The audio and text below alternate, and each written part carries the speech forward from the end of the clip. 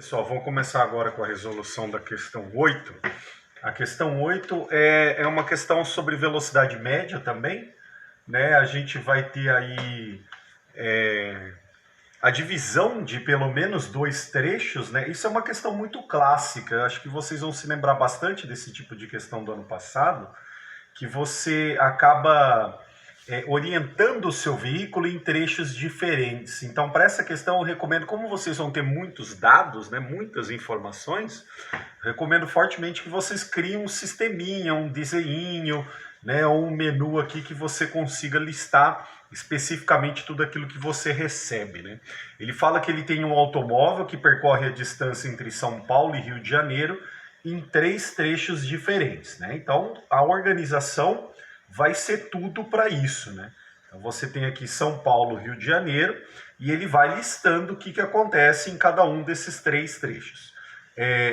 Na primeira indicação ele diz que entre São Paulo e São José dos Campos, ele desenvolve esse trecho com uma velocidade média de 60 km por hora, fazendo uma distância de 90 km. Então vamos lá. Então o primeiro trecho está em São Paulo e São José dos Campos.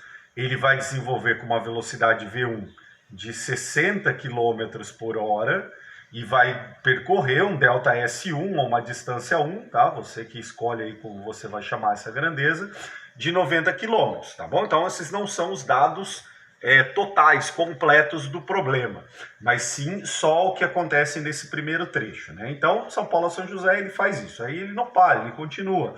Ele fala que entre agora São José dos Campos e uma segunda cidade que é Cruzeiro, ele vai fazer 100 km com uma velocidade média de 100 km por hora.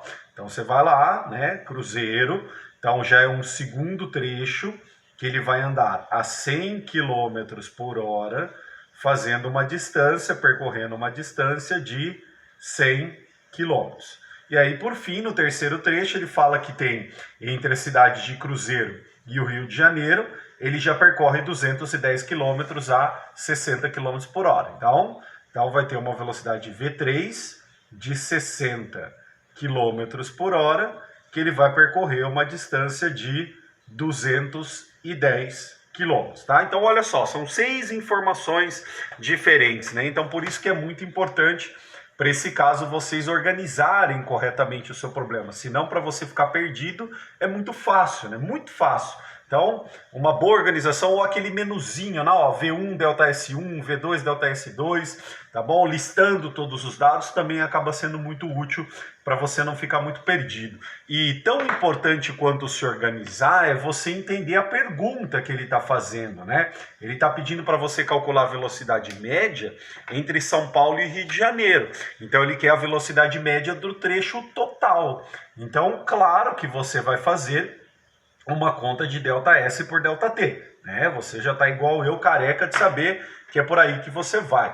Mas só que como ele quer do trecho todo, então você tem que ficar atento para esses índices aqui. Você vai pegar o ΔS total e o ΔT total. Só depois que você tiver esses dois valores, você mata a pau e resolve a questão, né? Então eu acho que o ΔS total é o mais simples de você ver. Porque você vai enxergar que você não vai usar nem o 90, nem o 100, nem o 210. Você vai usar o total. Então, ele te dá especificamente o quanto ele percorre em cada um dos 3 trechos. Ele percorreu 90 no primeiro, 100 no segundo e 210 no terceiro. Então, fica fácil de ver que basta somar esses 3 valores, tá? 190 mais 210, 400 quilômetros é o que ele vai percorrer. Então, olha lá, excelente, a gente já tem o primeiro valor que vai lá em cima, né? Que é a distância total que eu vou percorrer.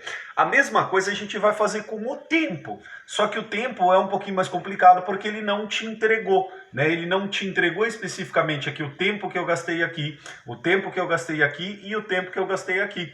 Por isso que ele passou aí minuciosamente cada um dos dados da velocidade nos 3 trechos diferentes. Porque você consegue, a partir dessa fórmula, ó, calcular o tempo individual de cada um. Professor, dá um trabalhão. Desculpa, dá um trabalhão, mas é por aí que você tem que fazer.